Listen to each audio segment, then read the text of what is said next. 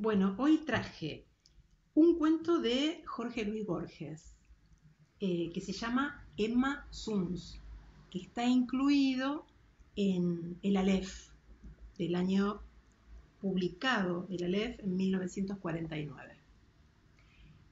Y traje también un poema de Jaime Sabines que se llama Algo sobre la muerte del mayor Sabines, que fue su padre, el padre de Jaime Sabines. Y bueno, este es un poema bastante largo que tiene dos partes. Yo voy a leer solamente algunos fragmentos, muy poquito, porque leer el poema completo es muy largo. Por supuesto que esto es muy hermoso, muy triste también, pero bueno, si alguien tiene interés en leerlo, lo puede leer completo, ¿no? Yo voy a leer solamente algunos fragmentos. Y voy a empezar con Emma Suns, el cuento de Jorge Luis Borges. Muy bien. El 14 de enero de 1922, Emma Suns, al volver de la fábrica de tejidos Tarbuch y Lowenthal, halló en el fondo del zaguán una carta, fechada en el Brasil, por la que supo que su padre había muerto. La engañaron a primera vista el sello y el sobre. Luego la inquietó la letra desconocida. 9 o 10 líneas borroneadas querían colmar la hoja. Emma leyó que el señor Mayer había ingerido por error una fuerte dosis de veronal y había fallecido el 3 del corriente en el hospital de Bajé. Un compañero de pensión de su padre firmaba la noticia, un tal Fein o Fine de Río Grande, que no podía saber que se dirigía a la hija del muerto. Emma dejó caer el papel. Su primera impresión fue de malestar en el vientre y en las rodillas. Luego de ciega culpa, de irrealidad, de frío, de temor. Luego quiso ya estar en el día siguiente. Acto continuo comprendió que esa voluntad era inútil, porque la muerte de su padre era lo único que había sucedido en el mundo y seguiría sucediendo sin fin. Recogió el papel y se fue a su cuarto. Furtivamente lo guardó en un cajón, como si de algún modo ya conociera los hechos ulteriores. Ya había empezado a vislumbrarlos, tal vez. Ya era la que sería. En la creciente oscuridad, Emma lloró hasta el fin de aquel día el suicidio de Manuel Mayer, que en los antiguos días felices fue Emanuel Suns. Recordó veraneos en una chacra cerca de Gualeguay. Trató de recordar a su madre. Recordó la casita de Lanús que les remataron. Recordó los amarillos losanges de una ventana. Recordó el auto de prisión, el oprobio. Recordó los anónimos con el sueldo sobre el desfalco del cajero.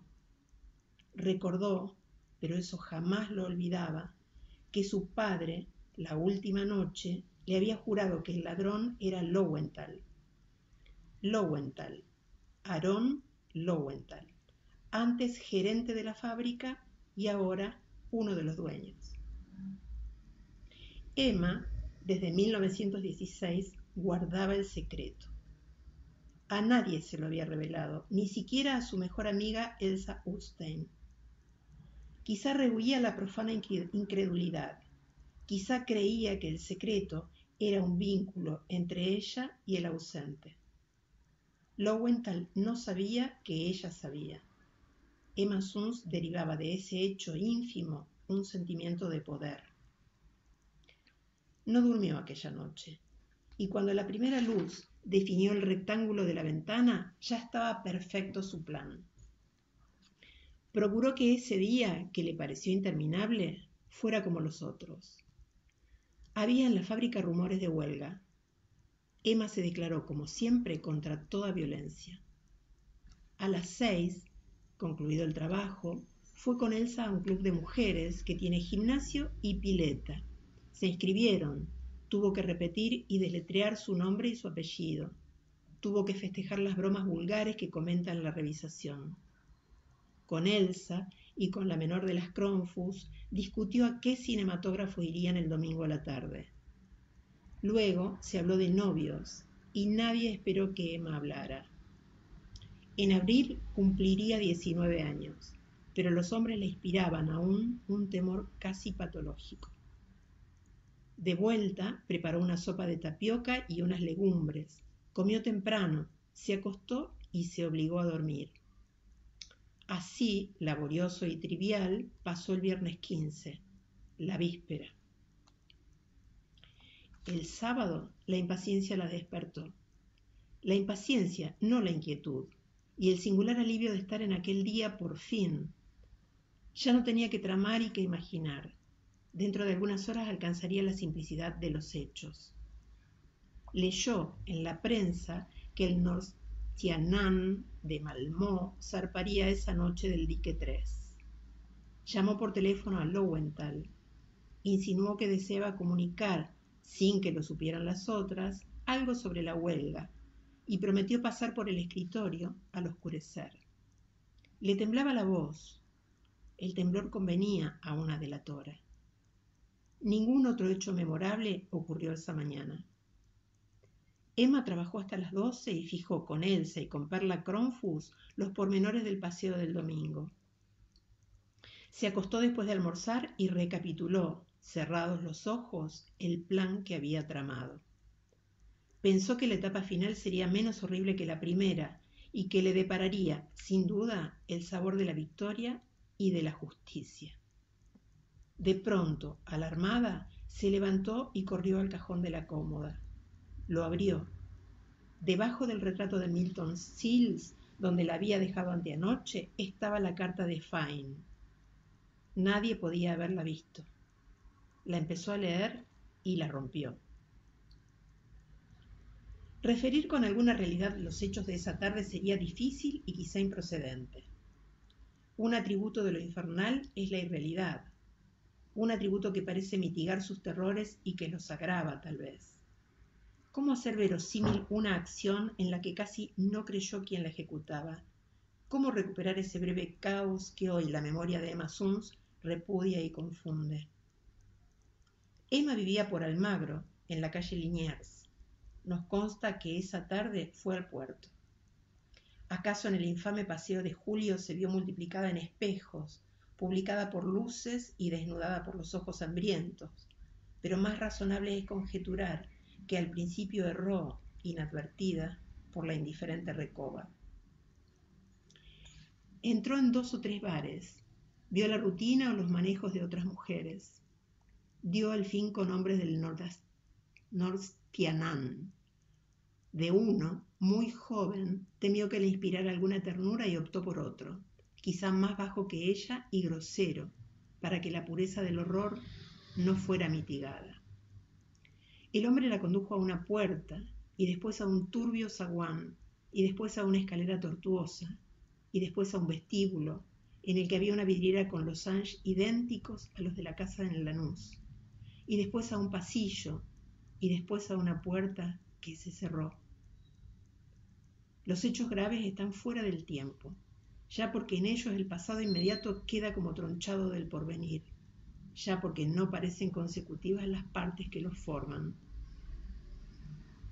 En aquel tiempo fuera del tiempo, en aquel desorden perplejo de sensaciones inconexas y atroces, ¿pensó Emma Suns una sola vez en el muerto que motivaba el sacrificio?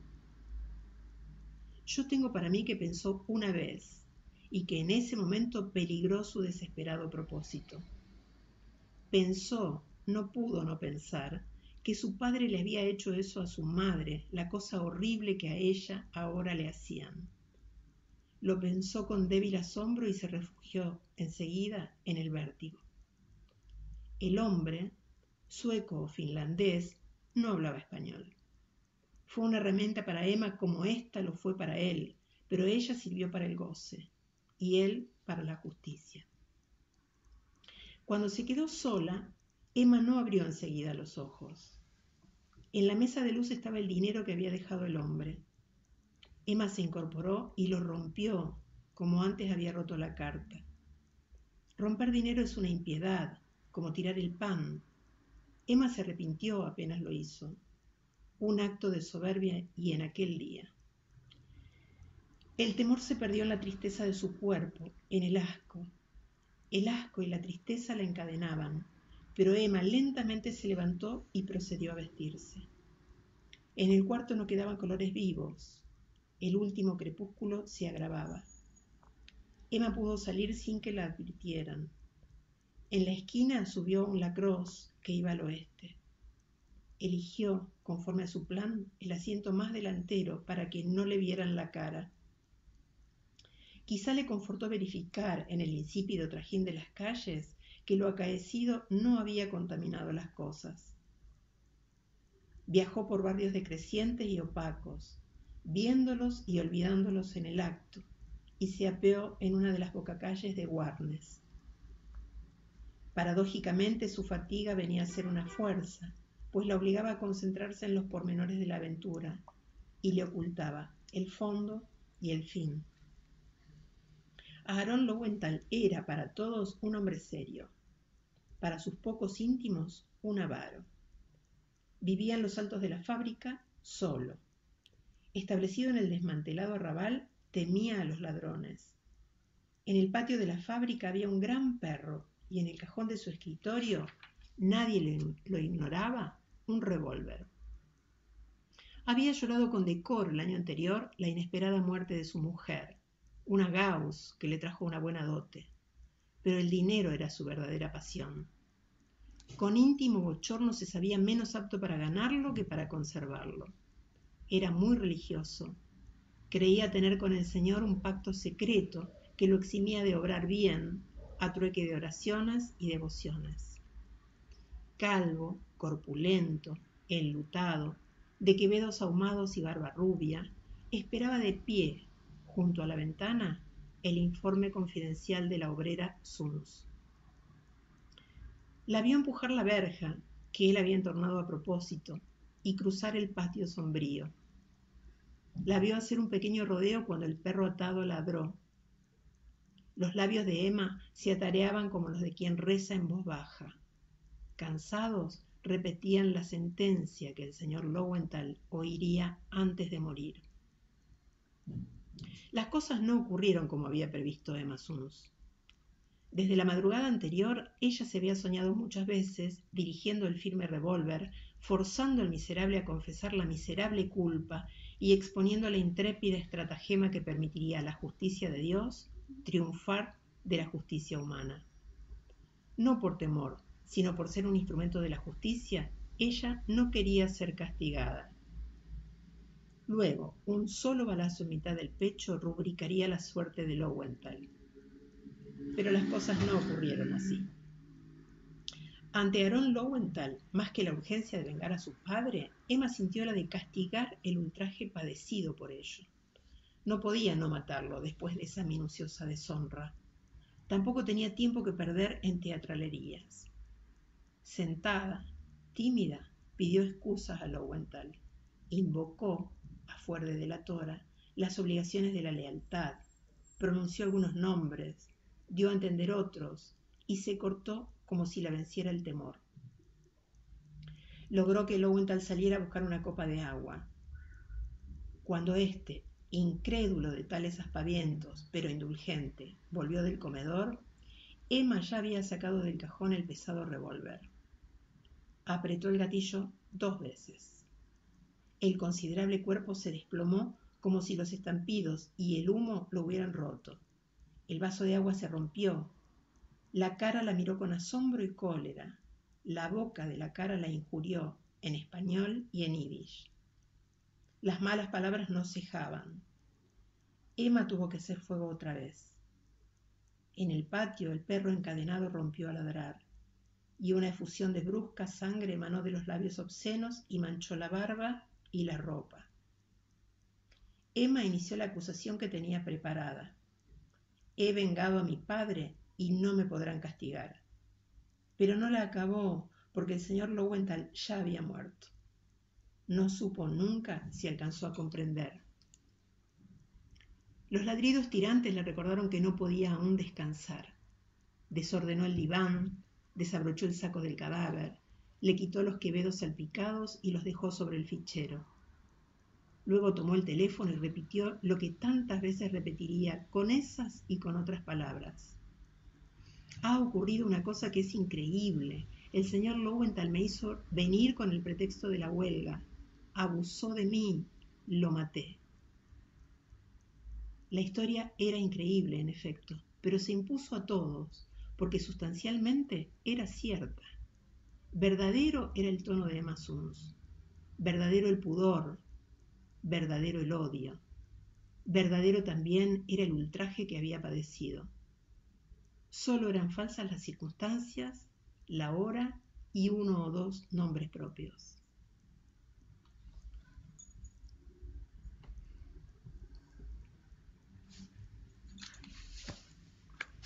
Bueno, y ahora, como les dije, voy a leer algunos fragmentos de Algo sobre la muerte del mayor Sabines, de Jaime Sabines. Déjame reposar, aflojar los músculos del corazón y poner a dormitar el alma para poder hablar, para poder recordar esos días, los más largos del tiempo. Tú eres el tronco invulnerable y nosotros las ramas. Por eso es que este hachazo nos sacude. Nunca frente a tu muerte nos paramos a pensar en la muerte, ni te hemos visto nunca sino como la fuerza y la alegría. No lo sabemos bien, pero de pronto llega un incesante aviso, una escapada espada de la boca de Dios, que cae y cae y cae lentamente. Y he aquí que temblamos de miedo, que nos ahoga el llanto contenido, que nos aprieta la garganta, el miedo. Morir es retirarse, hacerse a un lado, ocultarse un momento, estarse quieto, pasar el aire de una orilla a nado y estar en todas partes en secreto.